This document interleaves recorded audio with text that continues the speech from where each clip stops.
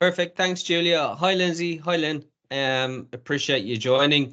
We'll try and make this as simple as possible. So what I'm going to do is I'm just going to share my screen. I have a couple of slides to go through, and we only have 30 minutes, so I'll go through it at a very high level, and as quickly as I can. So if you guys can let me know if you can see my screen. Yeah, we can see that. Okay, I'm just going to pop it into presenter mode.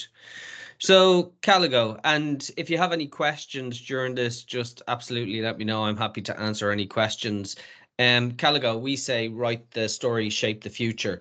Um, Kaligo is an AI handwriting cloud-based application based on 10 years of research and development that supports students in different stages of writing. And I think for me, I think I have to stop and talk about AI just for a couple of minutes because everybody's talking about AI. And the more I talk to teachers across the UK, across Scotland, across Europe, I totally understand where some teachers are coming from. They don't really want to focus on AI or that digital learning environment, and I completely understand why. From my perspective, even though our product is an AI product, I know very little about the fundamentals of AI. I basically know that AI stands for artificial intelligence. But from having a background in education, all I want to know is, does the product save me time? Does it provide efficacy in terms of handwriting and the other areas that the solution, whether it's a math solution or a handwriting solution, says that it does? So in terms of AI digital literacy, I wouldn't even really worry about that. I just focus on the solution itself.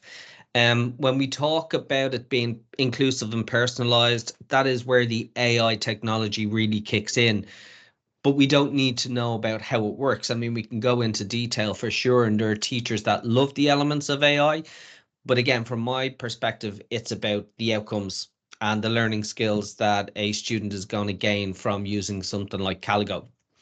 But the 10 years does show that there's been a lot of research put in behind the product to ensure that what we're putting out on the market does provide those results. So why handwriting? Well, it improves dexterity. So my son is dyspraxic, so it builds up muscles in the hands and fine motor skills. It supports students that may have low levels of dexterity.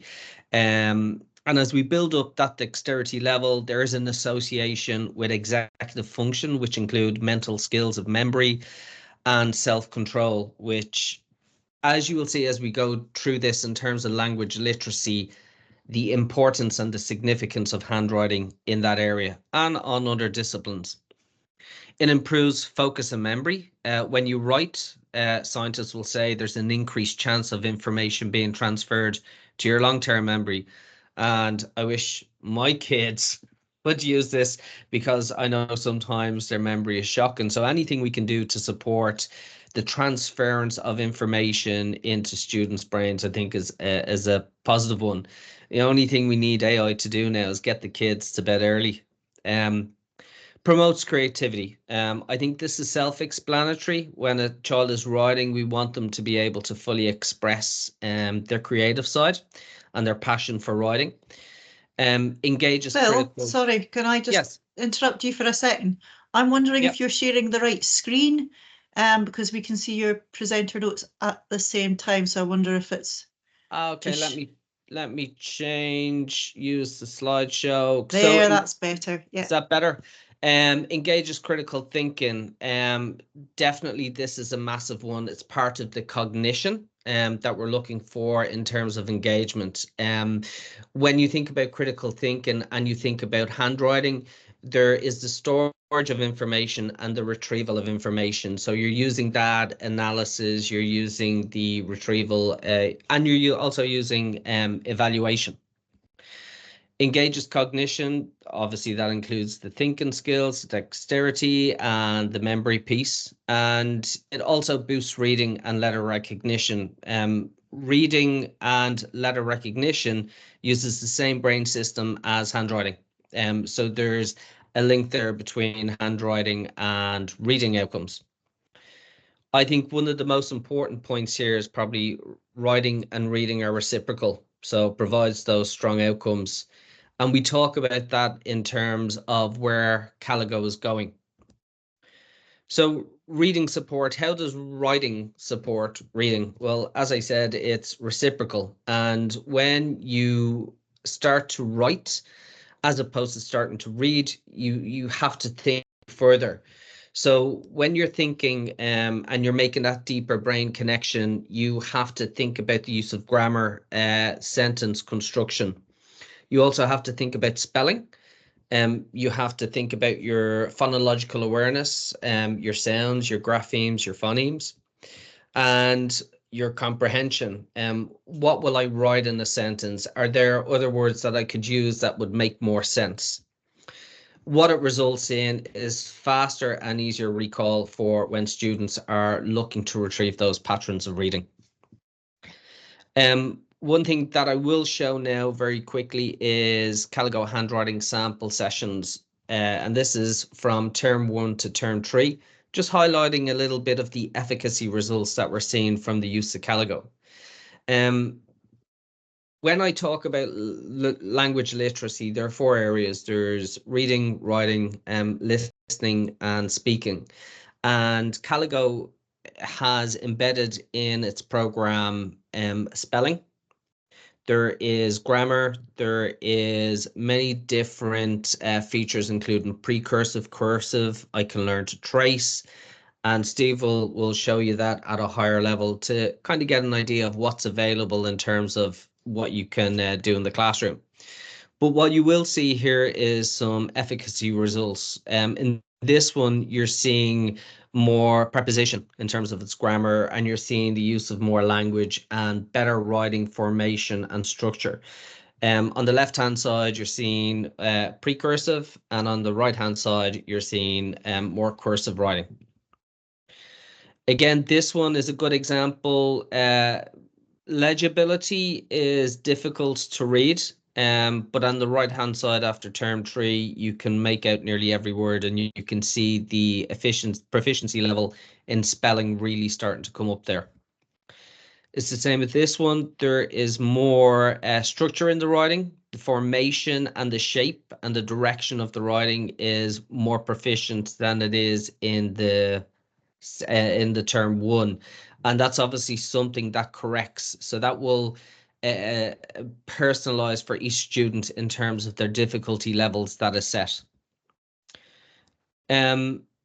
These are some of the results that we've seen from Glasgow City Council and the impact study from these guys. The study was done from the 1st of February across to the 30th of April, so it was 3 months. It was done across 12 schools with 70 teachers. And what we've seen now as a result of that is that there were 12 schools involved in the trial, but they have now moved Kaligo into 60 plus of their schools. So I'll go through a little bit of information that came out of that study, but I think there's a really important point, or one that really resonated with me, is that they saw their engagement levels go up. They saw increased behavior, which they say was associated with Kaligo. They had students coming into the class asking if they could spend more time in Kaligo. And they had students who had a low attendance rate, and those students, they saw an increase in attendance rate. So it's really great to hear these things. But of course, every school is different and every teacher's need is different in the way they teach. So let me just quickly go through this. So here's the results of the feedback that we received from the teachers across Glasgow.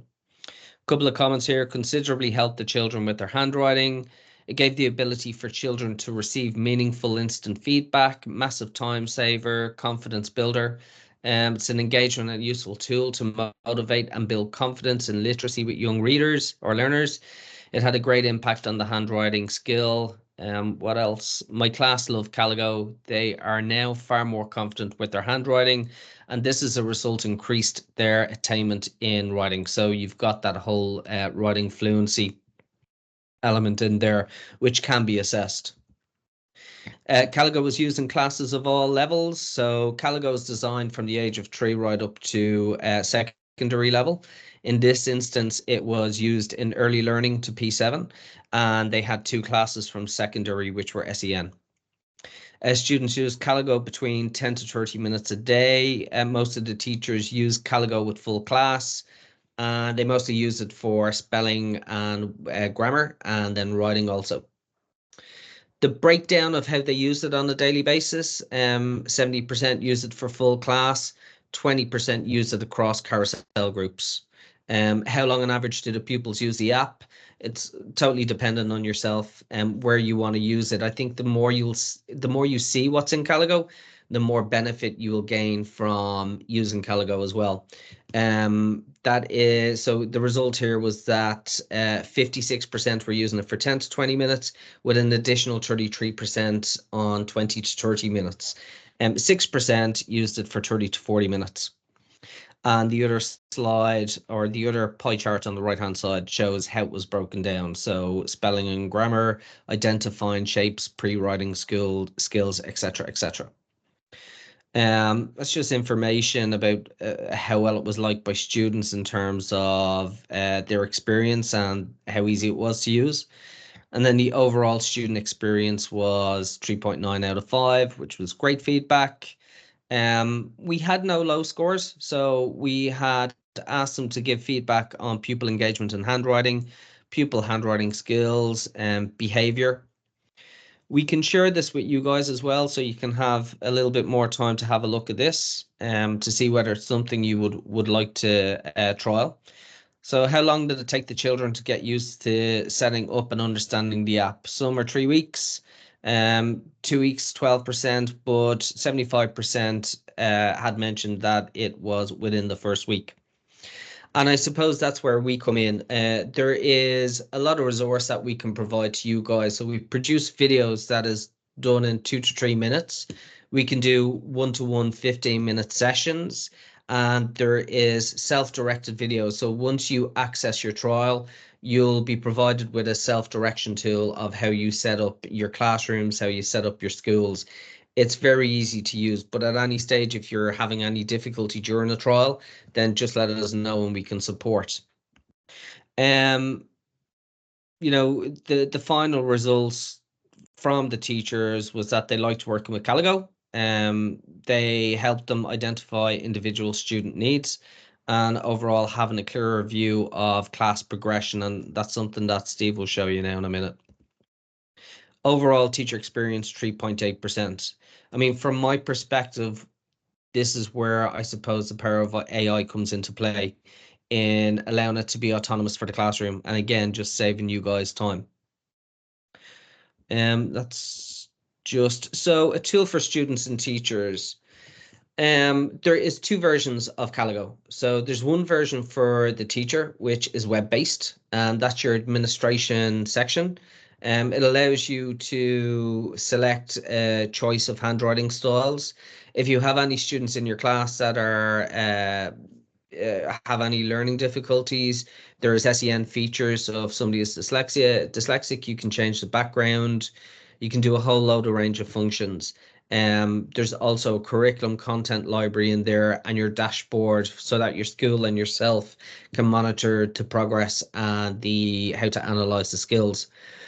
Very simply, is that the student, once you've assigned your lessons to the student will then scan their QR code, and they'll just go into their login, their profile. You will have set the assignments, and away they'll work with their assignments. So I'm going to stop there for 1 second, because I know we've only got 30 minutes and we've got 14 left. But if you have any questions, feel free to ask any question. But if you Julia, yep, go ahead, Julia. Oh, sorry, that was maybe a legacy hand from before. No worries at all. So I'm sure you're eager to have a look at Kaligo, which Steve is going to demonstrate to you now. So, but again, if you have any questions, let us know. And if there's any shyness here, we're happy to take any queries by email or even in the chat as well. That's brilliant. Right, I'm going to share my screen. I'm going to do an overview firstly of the teacher portal, so the web-based that Phil was talking about, and then I'll take us through what the child will experience in terms of the app. So if you can let me know if you can see the screen, it should appear now. Yep, it's coming up. All good. Right. So when you get your login, you'll have access to the web-based portal. So that is purely for teachers and also for the likes of TAs or any other members of staff that are doing, they might be doing interventions, for example. So this is sort of the hub of what goes on in the app. I'll give you a bit of a whistle-stop tour of all of the different sections, just to show you sort of how in depth the app goes and the different features that are available. So when you first get your app, like Phil said, we're here to help you set up, but it's quite straightforward in terms of you're able to add as many teachers to the app as possible. They'll get their own individual logins, and with the app, with the web-based app, you'll be able to determine who's an administrator and who is just a kind of a standard teacher user.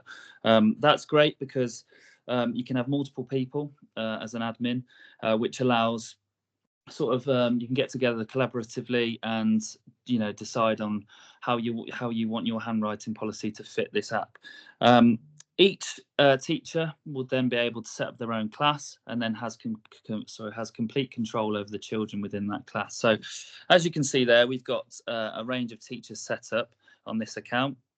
In the classes and students, you'll see at the very top my class, and then it gives you every single student of which you can go in and personalize. So for example, I will choose Alice for now. If I go into Alice, Phil mentioned about the QR code. So when you do get your account, it's really easy for the children to sign into the account on their iPads, which is great. So the QR codes, they are downloadable as a PDF. So what we would recommend is kind of having those accessible for the children, maybe in their desks or stuck to their desk where they can quickly scan and go in. You get a QR code for at home and a QR code for in school as well, which is great, and you'll get that for each and every single student that signs up to each class.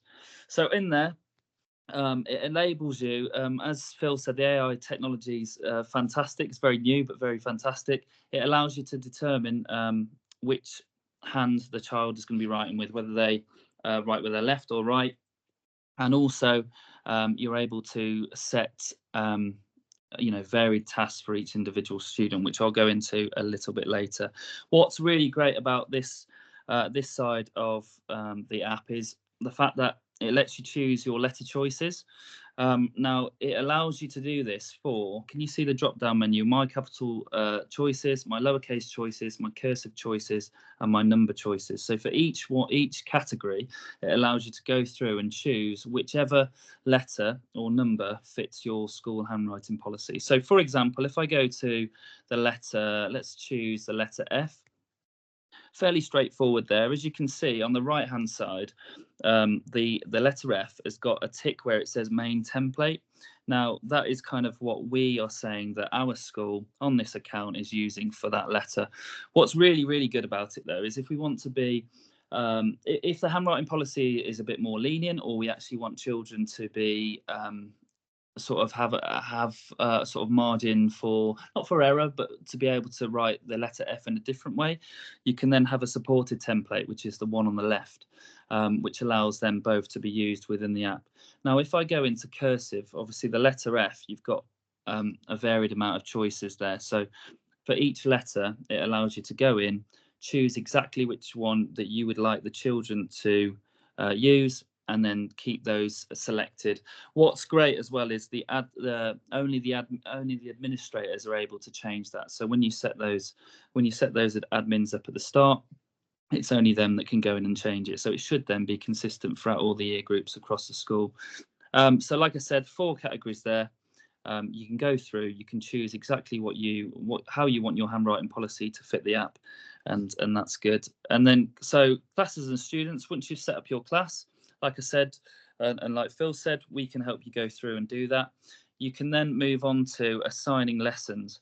Now, I'm going to take you through two aspects of the lessons. You've got the Kaligo lessons, which are preset lessons, and there's a very, very large bank of lessons on there. And there's also the aspect of the app which is called My Lessons, and that's where teachers are able to create their own lessons or adapt lessons that are already on there. So in the Kaligo lessons, there is a whole bank, like I said. Now we start off by put them into subjects, but when you go into each of the subjects, you can see that they're then categorized into the various year groups. Now, in terms of, let's go, for example, into phonics. We'll go into phase 2. The lessons are then set out in order, and they give you a brief description, and you're able then to assign each of these lessons. When you click into the lesson, you can see on the right hand side, it's telling you this is a list of set 1 words from phonics phase 2. It gives you the words that will appear on the right hand side that will then go into the app when you assign it, but it also allows you to customize those lessons as well. So in there, you're able to modify whether you want it to be whether you want the children to write with no lines, with 1 line, or between 2 lines. So you're able to modify those accordingly. Now, when we add to My Lessons, this is what I really like about this app in particular, is you can select which individual children you want to do each task. Now, when they log into their app, which I'll show you in a second, these lessons will then appear just for that child. So you could set those weekly, you could set those daily. In terms of saving time for teachers, I feel like that it's a good option to, you know, have the lessons that you want them to do for a week. Now, on here, you can select all, and that would assign all of the lessons to your class, or you can go in and you can individually choose which children you want to do those lessons. Now, if I'm going to validate that. If I then go back to Kaligo lessons, I can go through the different subjects and assign whichever lessons I would like to each student.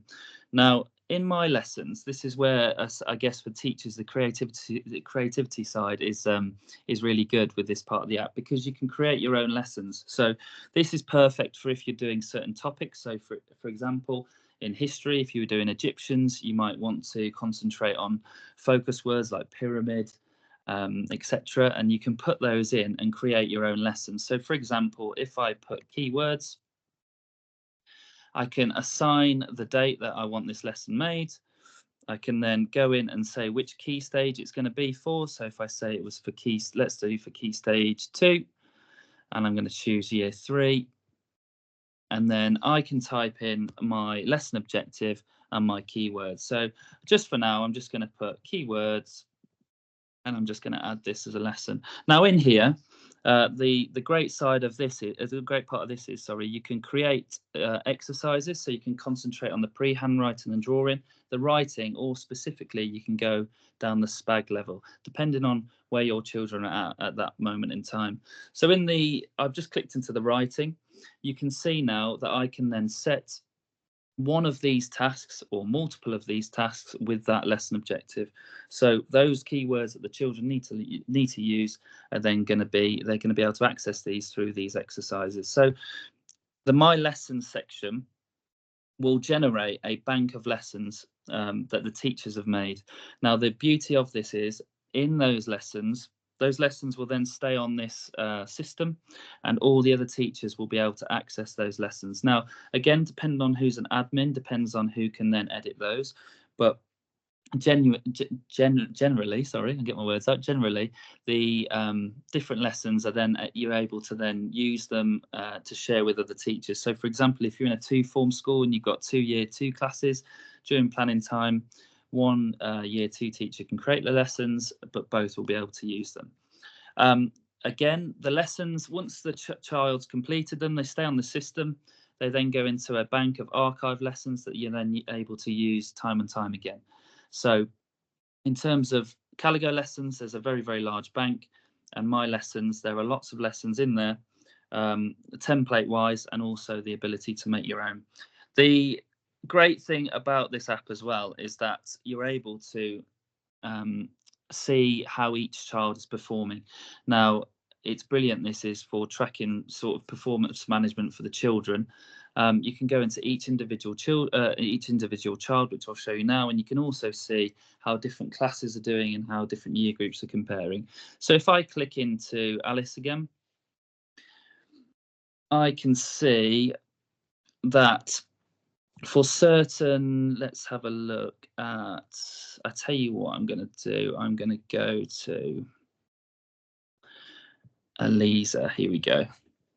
So in here, you'll be able to see which lessons she's completed and which lessons she is either in progress, which is the orange button, or not validated, as in she's not completed them. Now, in terms of for progress, you'll see progression over time will come in. There's various different graphs, and you'll be able to see how she's performed over that period. So from the 1st of September to the 1st of May, and you can see in there, that's the school average, and you can then compare it to different year groups. So for example, you could see that nursery sort of in December we're doing above the school average but have taken a large dip, and then you can go into finer detail and kind of see the acquisition side of it. So how many children are working above the Kaligo baseline, how many are working towards it, and how many need considerable improvement. And that's where then you can go back into those exercises and see exactly how the children have done. Now, I'll show you on the app when I use it to write, but each task that the children do, the system allows you to then go back and watch it. So if they've been practicing the word hat, you are able then to go back and see how they're performing each time. It's quite a good way of seeing from sort of September throughout the year how that child's developed the use of use of their handwriting throughout time, because you've got a video at the very start and a video at the very end, plus your analytics in terms of your tables, your individual tables. So it gives you a good, well-rounded picture of the child. So yeah, that's kind of a brief overview of the teacher side of things. What I'll do now is, and if one of you could just confirm you can see, I've just gone straight into the application. Can you see that? Yeah, yep, that's we perfect. can see it. Fantastic. So on here, in the teacher portal, there is an option to, like I said, to assign lessons. There is also this button at the bottom right hand corner. So as soon as the child scan their QR code, they're set straight into this home page here. Now at the bottom right hand side, you can see that there is a practice tab. Now, depending on what you would like your children to practice, you can take away exercises and just have individual exercises, or as I've left them all on here for you to see, you can have them all readily available. But for example, if I just wanted my child to concentrate on pencil pressure, I might just leave pencil pressure on and take the other ones off, and maybe add in one every couple of days, or take one away and put a new one in. These are the practice exercises that if we didn't assign any lessons, these would still appear on the app. So it might be that you assign one lesson per morning and they're doing it for 20 minutes. If a child successfully gets through that, you can either assign another lesson, or you can say, actually, you need to go and work on practicing tracing lines. So there's a good bank there of exercises. I'll go into a few and show you. Just to let you know, the pencil pressure, well, that works with an Apple Pen. All of the other exercises are available with any stylus that sort of meets the device that you're using. So the pencil pressure, for example, you can choose, in order to train yourself to manage your pressure, you can choose an exercise, and the children shade in.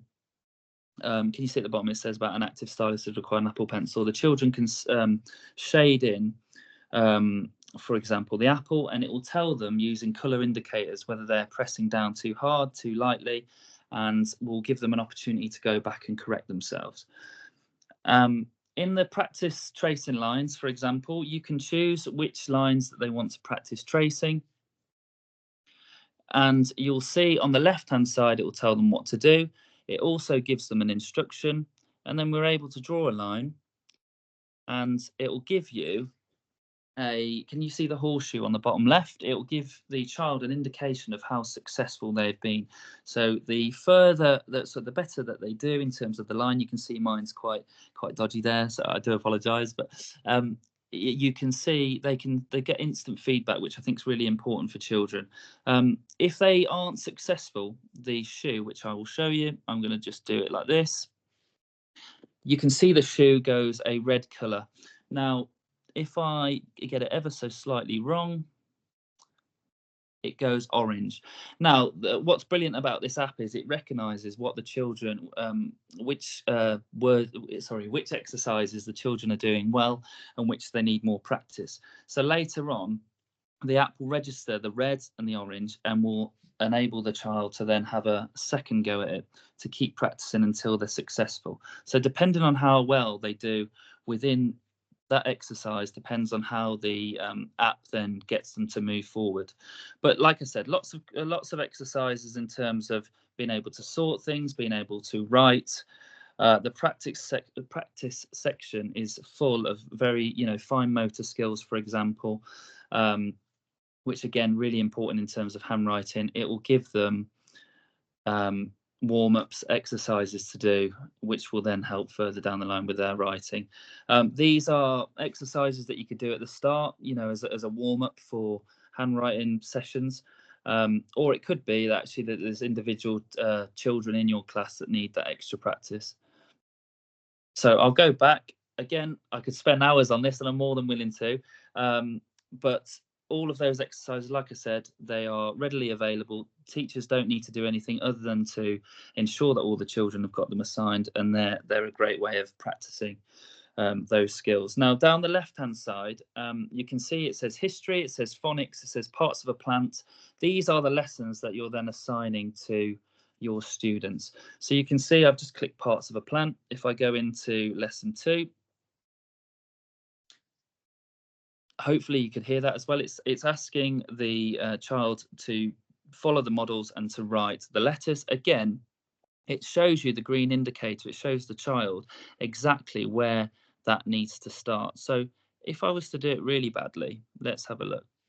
It still recognizes that that is the correct letter, but it's giving me less than 50% accuracy feedback, which it's really good at being very precise with in terms of expectations and what it should look like. Now, the word STEM at the top there, depending on how you've chosen your words, your letters and your numbers in the letter choice on the teacher app, depends on how that word looks across the top. So you might be looking at the word STEM and thinking, well, we don't write like that. Well, it's because you'd have to then set your own letters through the teacher app, and it will change accordingly.